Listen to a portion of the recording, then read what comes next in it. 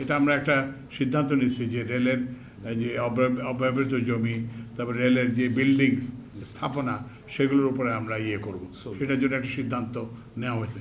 কারণ আমাদের হচ্ছে সামনে আরও অনেক বিদ্যুৎ লাগবে। যেমন আমরা চাচ্ছি যে রেল লাইনগুলোকে, ঢাকা চট্টগ্রামের এরকম বড় বড় রেল লাইনগুলোকে জ্বালানি তেল এগুলো খুব এক্সপেন্সিভ, এটা না চালিয়ে আমরা ইলেকট্রিসিটি দিয়ে চালানোর চেষ্টা করব।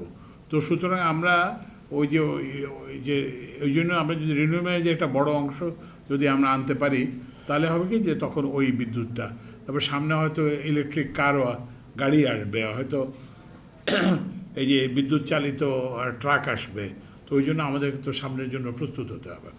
তো এই জাতীয় প্রকল্প যেগুলো মানুষের উপকারে আসে না, মানুষের যে, কারণ আমাদের আমাদের সব চেষ্টা হচ্ছে মানুষকে আমাদের উন্নয়ন ধারণার কেন্দ্রে নিয়ে আসতে হবে।